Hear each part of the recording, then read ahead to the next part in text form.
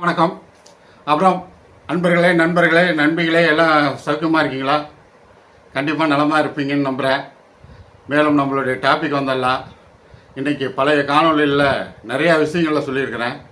அதாவது நிஃப்டி 50லே ஒரு 10 ஷேரை தேர்ந்தெடுத்து அதனுடைய இன்கம்லாம் எவ்வளோ வந்திருக்கு அப்படிங்கிற மாதிரி சொல்லியிருக்கேன். அதில் மிக முக்கியமாக டைட்டான் கம்பெனி பார்த்தீங்கன்னா 2004 வெறும் 10,000 ரூபாய்க்கு வாங்கியிருந்தா இன்றைக்கி 50 லட்ச ரூபா 2024. அதே சமயத்தில் பஜாஜ் ஃபைனான்ஸ் பற்றி சொல்லியிருக்கேன். அது 2004 வெறும் 10,000 ரூபா முதலீடு பண்ணியிருந்தால் இன்றைக்கி அது 1 கோடியாக வளர்ந்துருக்கும். அதனால் கண்டிப்பாக கன்சிடர் பண்ணுங்கள். நல்ல ஷேர்கள் நம்மளுக்கு கிடைக்கும்.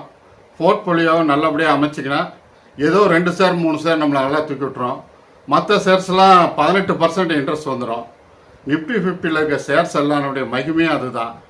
18% வரும்போது அது கூட்டு வட்டியாக வரும்போது நியூட்டனுடைய 8வது அதிசயம் அங்கே வேலை செய்யுது. காம்பவுண்ட் இன்ட்ரெஸ்ட்டுங்கிறது மிகப்பெரிய அதிசயம். அதன் மூலமாக நம்ம ஈஸியாக செல்வந்தராயிடலாம். நிறைய ஆட்டோ டிரைவருங்கெல்லாம் போட்டுட்ருக்காங்க. எனக்கு தெரிஞ்சு மியூச்சுவல் ஃபண்டில் நிறைய டீ விற்கிற பசங்கள்லாம் போட்டுட்ருக்காங்க. 20 வயசுலேருந்தே மியூச்சுவல் ஃபண்டில் இன்வெஸ்ட் பண்ண ஆரம்பிச்சிட்டாங்க. ஏன்னா நம்ம இது டிஜிட்டல் உலகமாக மாறிட்டு வருது. அது இல்லாமல் யூடியூப் பல எண்ணற்ற விஷயங்கள் கொட்டி கிடக்குது. நிறைய யூடியூப்பை பார்க்க ஆரம்பிச்சிட்டாங்க. யூடியூப்பில் நிறைய புள்ளி விவரங்கள் எல்லாம் கொடுக்க ஆரம்பிச்சிட்டாங்க. அதனால் ஈஸியாக செல்வந்தராகக்கூடிய காலம் ஈஸியாக உங்களுக்கு வந்துடும். அதனால் மியூச்சுவல் ஃபண்டில் பண்ணுங்கள், ஷேர்ஸில் பண்ணுங்கள். அதே மாதிரி ஒரு good news, international monetary fund IMF and world bank இது ரெண்டுமே என்ன சொல்லிஇருக்குன்னா, இந்திய எக்கனாமி நல்லா இருக்குது. அது ஷேர் மார்க்கெட்டு நிறையா வளர்ந்து வரக்கூடிய தன்மையில் இருக்குது. அதனால் நம்ம ஷேர் மார்க்கெட்டில் மியூச்சுவல் ஃபண்டில் பண்ணலாம். அதே மாதிரி இந்தியனுடைய எக்கானமி 3.83 ட்ரில்லியன் இருக்குது. இப்போ இது 5 ட்ரில்லியனாக வளர்ந்துரும் அப்படின்னு சொல்லியிருக்காங்க. அப்படிங்கும் போது 5 ட்ரில்லியனாக வளரும் போது ஃபஸ்ட்டு ஏறுறது பார்த்திங்கன்னா மார்க்கெட்டு தான். மார்க்கெட் ஏறும்போது ஆட்டோமேட்டிக்காக மியூச்சுவல் ஃபண்டு ஏறிடும். அதனால் நீங்கள் வெகு விரைவில் செல்வந்தராயிடலாம். அதே மாதிரி ராஜேஷ் ஜூன்ஜூன்வாலா அவரை பற்றி சொல்லியிருந்தேன். அவங்களுடைய ஒய்ஃபு தான் இப்போ ரேகா ஜூன்ஜூன்வாலா. அவங்க தான் இது பண்ணிகிட்ருக்காங்க. அவங்க எவ்வளவு டிவிடெண்ட் வாங்கியிருக்காங்க போன வருஷத்தில் 31/3/2024 முடிய பார்த்தீங்கன்னா இயர்லி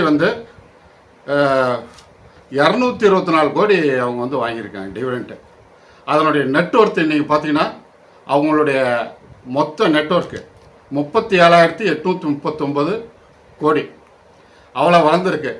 ஏறக்குறைய ஒரு 5,000 முதலீடு ஆரம்பித்தவர் இன்றைக்கி 37,000 சில்லற கோடியாக வளர்ந்துருக்குன்னா நம்மளாலே வளர முடியும். ஏன்னா அவரும் ஒரு நடுத்தர ஏழை தான்.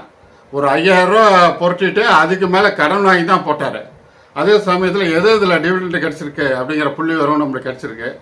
டைட்டானில் 52.23 கோடி. அதே சமயத்தில் கனரா பேங்கில் 42.37 கோடி டிவிடெண்ட்டு. அதே சமயத்தில் ஓலார் எஸ்டேட் அதில் 27.50 கோடி. NCC அதில் 17.24 கோடி. டாடா மோட்டார்ஸ் 12.84 கோடி.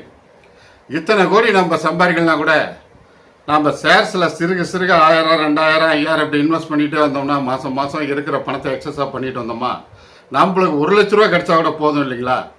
அதனால தான் நான் இவ்வளோ தூரம் கஷ்டப்படுறேன். நாங்கள் என்ன பண்ணுறதுங்க, நாங்கள் குடும்பத்தை ஓடுறதே பெருசு அப்படின்னு நிறையா பேர் நினைக்கலாம். அப்படி கண்டிப்பாக நினைக்காதீங்க. ஒரு 10,000 ரூபா சம்பாதிக்கிறது கூட ஒரு 500 ரூபா முதலீடு பண்ணலாம். 20,000 ரூபா சம்பாதிக்கிறவங்க ஒரு 2,000, 3,000 முதலீடு பண்ணலாம். ஒரு 50,000 ரூபா சம்பாதிக்கிறீங்க ஒரு 10,000 to 20,000 ரூபா முதலீடு பண்ணலாம்.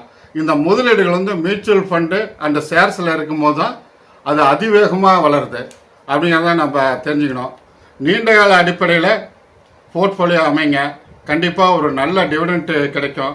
அதே சமயத்தில் நம்ம போர்ட்ஃபோலியோவில் இருக்கிற ஷேர்ஸும் மேலே ஏறிட்டே இருக்கும்.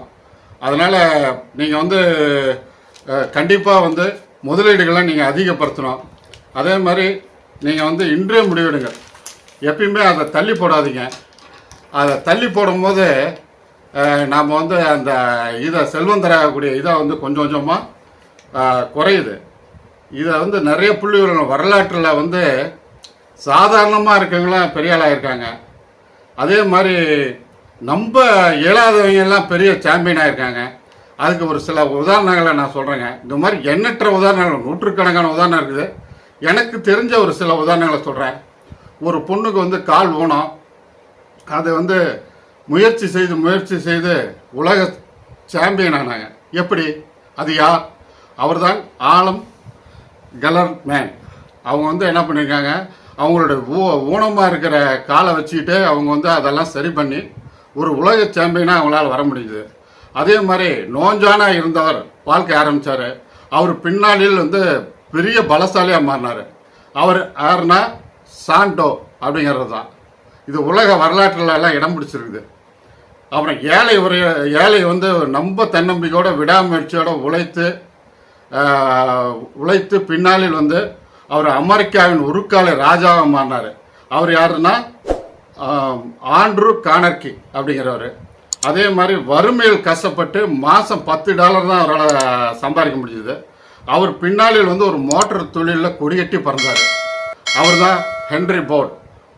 அதே சமயத்தில் மலைக்கு கூட ஒதுங்காதவர், மலைக்கு கூட பள்ளிக்கூடத்தும் பார்க்க ஒதுங்காதவர், படிக்காதவர், ஒரு ரயில்வே ஸ்டேஷனில் பேப்பர் போட்டுட்டு இருந்தவர்.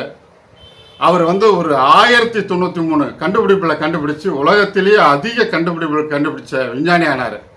அவர் தான் தாமஸ் ஆல்வா எடிசன். இவங்க வாழ்க்கையிலேருந்து நீங்கள் பாடத்தை கற்றுங்க.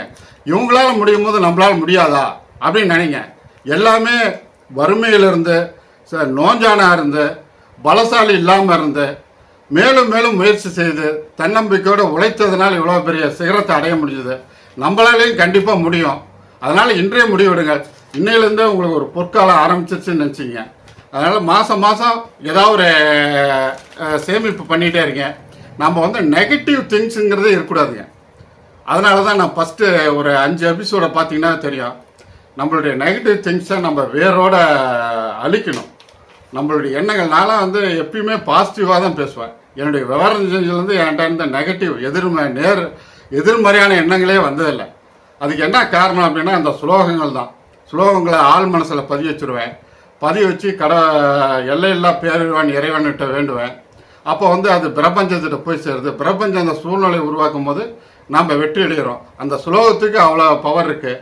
அதை மனச்சித்திரங்களாலும் நம்ம காண முடியும். அதனால் முதல்லேருந்து என்னுடைய வீடியோ பாருங்கள். கண்டிப்பாக நீங்களும் ஒரு பலசாலியாகவும் மாறலாம், செல்வந்தராகவும் மாறலாம். அதில் எந்த மாற்று கருத்தும் இல்லை.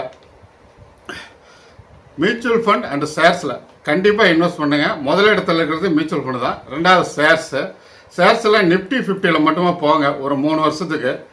அது நிஃப்டி 50னுடைய ஃபண்டமெண்டலை எப்படி பார்க்கணுங்கிறதெல்லாம் உங்களுக்கு பழைய காணொலியில் சொல்லி கொடுத்துருக்கேன்.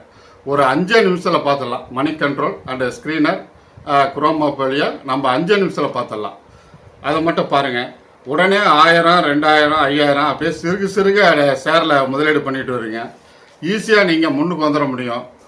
அதில் எந்த மாற்று கருத்தும் உங்களுக்கு வேணாம். அதனால் இது வந்து பிடிச்சிருந்தா சப்ஸ்கிரைப் பண்ணுங்கள். என்னுடைய பழைய காணொலியில் ஒன்றா எடுத்து பாருங்கள். டைம் வேஸ்ட் ஆகுதுன்னு கண்டிப்பாக நினைக்க வேணாம். கண்டிப்பாக நீங்கள் செல்வந்தர் ஆகிடுவீங்க அப்படிங்கிற நம்பிக்கை எனக்கு இருக்குது.